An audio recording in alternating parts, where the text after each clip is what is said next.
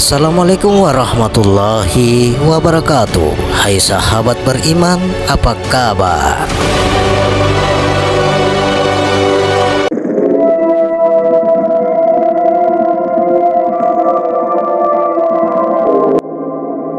Alastu birabbikum, benarkah aku Tuhan engkau? Kala bala syahidna, benar engkau Tuhan, kami menyaksikan. Wujud artinya ada, mustahil tiada. Mana yang mustahil adalah akhwan, akhir kita wajib Allah Ta'ala ada. Tidak sah marifat bila tidak mengetahui asal kejadian diri kita ini. Sahabat beriman yang dirahmati oleh Allah Subhanahu wa Ta'ala, kali ini kami akan mengupas penyaksian di alam ruh.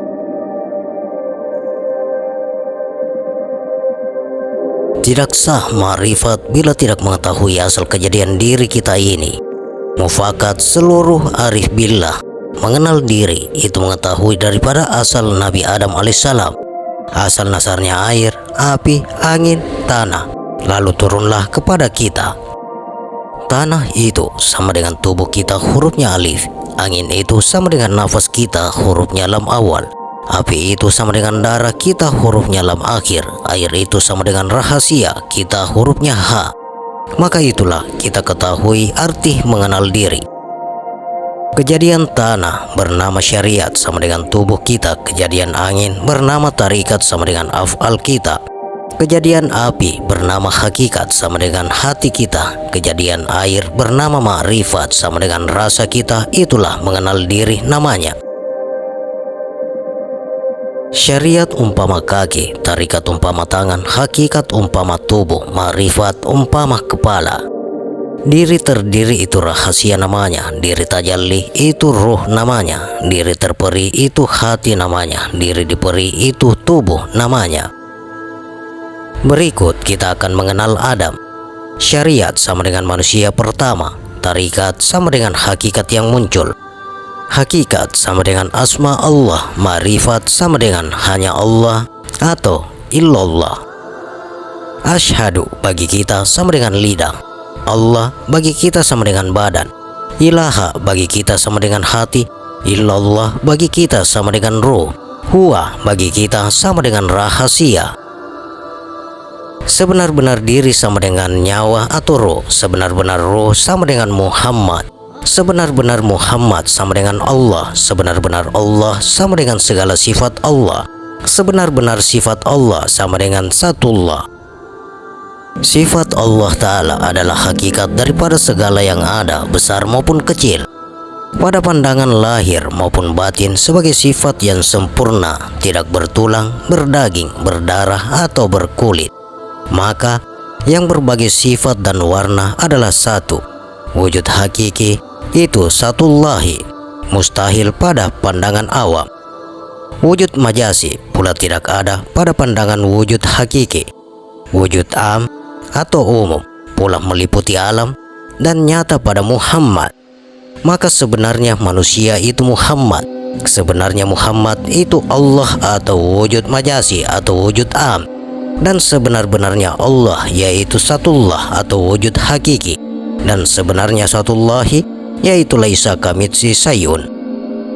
Maka itulah sebenarnya manusia dilebihkan Allah Ta'ala daripada semesta sekalian alam, karena asalnya kejadiannya sekalian itu daripada Muhammad. Adapun tentang zat Allah, dalam ilmu tauhid hakiki ditetapkan bahwa yang disebut zat Allah itu mengacu pada nur ilahi. Quran surah Nur ayat 35, Al-Futsilat ayat 54, Asy-Syu'ara ayat 11 dan Al-Baqarah ayat 115. Zat Allah atau nur ilahi ini juga mengacu pada ruh setiap Bani Adam. Quran surah Al-Hijr ayat 29, Al-Insan ayat 1, Asy-Syariat ayat 20 sampai dengan 21. Jadi zat Allah yang meliputi sekalian alam itu disebut nur ilahi. Manakala zat Allah yang ada pada diri manusia itu disebut ruh. Ruh dan nur ilahi ini zat Allah yang sama, bukan berbeda. Ruh dan nur ilahi ini esa, bukan bercerai, itulah juga. hanya pada manusia itu disebutkan ruh. Silahkan dilihat pada Quran surah Nur ayat 35 menunjukkan nur ilahi itu meliputi luar dalam. Zat Allah bersifat maha suci, maka zat atau ruh yang ada pada manusia itu disebut ruh al-Quddus atau ruh kudus, ruh yang bersifat maha suci. Allah Ta'ala berfirman, maka apabila aku telah menyempurnakan kejadiannya dan telah meniupkan ke dalamnya ruhku, maka tunduklah kamu kepadanya dengan bersujud. Quran surat Al-Hijr ayat 29. Allah meniupkan ruh atau zatnya pada jasad Adam. Jelas sekali Allah itu bukan berupa zat. Allah membimbing kepada cahayanya siapa yang Dia kehendaki. Quran surah Nur ayat 35. Apakah Allah itu nur? Tentu tidak. Zat Allah sama dengan nur ilahi, sama dengan Ruh Kudus. Tuhan dengan cahayanya atau ruh tentulah Esa. Tetapi cahaya Tuhan itu bukan Tuhan. Tuhan bukan berupa cahaya. Zat Allah sama dengan ruh atau pada manusia. Allah bukan berupa ruh. Pada manusia itu ada zat Allah, tapi manusia bukan Allah. Iktibar mendekatkan paham matahari dengan cahayanya Esa. Maksud Esa, antara matahari dengan cahaya tidak ada jarak antara. Begitulah Esanya ruh dan tubuh kita. Matahari dengan cahayanya Esa, tapi tidak seorang pun menyatakan sinar yang memantul di dinding rumah itu sebagai matahari. Tetapi orang memandangnya sebagai sinar cahaya matahari. Tubuh kita Esa dengan ruh atau nur ilahi atau zat Allah atau cahaya Tuhan juga Esa dengan pemilik cahaya. Sebab dikatakan kaum arif billah mengaku diri Tuhan, kafir, tidak mengaku Esa dengan Tuhan, kufur. Allah sama dengan ismu zat, nama bagi zat, bukan ismu Rabb. Tidak ada yang setara dengan Dia. Quran surah Al-Ikhlas ayat 4. Tidak ada yang seumpama dengan Dia. Quran surah ayat 11. Kalau makhluk bersifat zat, sifat, asma, af'al, Tuhan juga berupa zat, sifat, asma, af'al. Maka sama jugakah umpama makhluk dan Tuhan? Kalau makhluk itu wujud zat, sifat, asma, af'al Allah, lalu Allah itu wujud zat, sifat, asma, af'al siapa? Ada yang mendahului Allah, maka itu mustahil. Tuhan tidak bernama. Sebelum ada ciptaan, siapa yang menyebutnya Tuhan? Setiap makhluk ada nama dari pemberi nama. Tuhan tidak ada yang memberi nama kecuali dirinya sendiri memberi nama atau untuk keperluan makhluk.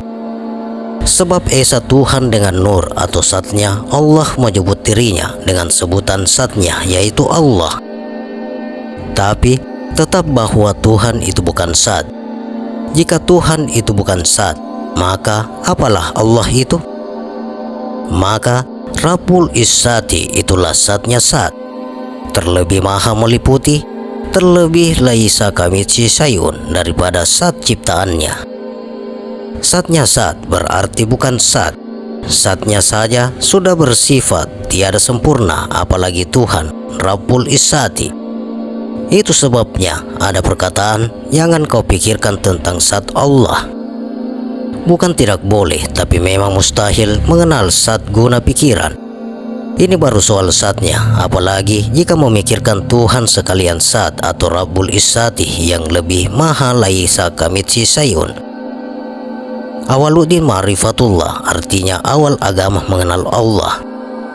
Dengan apa Allah dikenal? Dengan 3 perkara, yaitu tahu akan tubuh, tahu akan hati, tahu akan nyawa. Ada beberapa pembagian tubuh. Tubuh dibagi 3, yaitu tubuh yang kasar, tubuh yang halus, dan tubuh yang batin. Maksud tubuh kepada hati, maksud hati kepada nyawa, maksud nyawa kepada Allah. Berapa jalan menuju kehadirat Allah? Jalan menuju kehadirat Allah itu ada 4, yaitu syariat sama dengan tubuh kasar, tarikat sama dengan tubuh halus, Hakikat sama dengan tubuh batin, ma'rifat sama dengan tubuh hissi. Syariat sama dengan jadi tubuh, tarikat sama dengan jadi hati, hakikat sama dengan jadi nyawa, ma'rifat sama dengan jadi rahasia. Allah, alif, aku saat menjadi cahaya menjadi rahasia. Lam awal, aku sifat jadi tubuh menjadi ruh. Lam akhir, aku asma jadi ilmu jadi iman. Ha, aku af'al jadi kelakuan jadi hati. Matinya yang 4 itu syariat, kuburnya di bumi yang tak berpijak, tarikat kuburnya di langit tak berbintang, hakikat kuburnya di angin tak berhembus, ma'rifat kuburnya di laut tak berombak. Syariat sikirnya la ilaha illallah, tarikat sikirnya Allah Allah, hakikat sikirnya hu Allah, ma'rifat sikirnya tiada berhuruf, tiada bersuara, lenyap selenyapnya, karam sekaram-karamnya. Nafas pada hidung, keluar pujian Allah. Tanafas pada kerongkong, masuk pujiannya huwa. Anafas pada ujung hati, keluar masuk pujiannya illah. Nufus pada pusat, pujiannya hak. Nafas keluar masuk ini hakikatnya Adam Sohir, tujuannya meleburkan tubuh jadi hati. Nafas keluar tiada masuk, ini hakikatnya Muhammad Sohir, tujuannya meleburkan hati menjadi nyawa. Nafas masuk tiada keluar, ini hakikatnya Muhammad Batin, tujuannya leburkan nyawa, jadikan sir atau rahasia. Nafas diam hakikat sir atau rahasia, tujuannya meleburkan sir atau rahasia menjadi nur atau cahaya. Tudibul badani hajja ala kalbi, hancurlah badan jadilah hati. Tudibul kalbi sahra ruhi, hancurkan hati jadikan ruh. Tudibur ruhi syahrul nur, hancurkan ruh jadi cahaya. Cahaya itu tiada berhuruf, tiada bersuara, tiada warna, tiada bau, tiada atas, tiada bawah, tiada kiri, tiada kanan, tiada timur, tiada barat. Bukan ruang, bukan waktu, bukan ukuran, bukan timbangan, bukan arah, bukan jarak.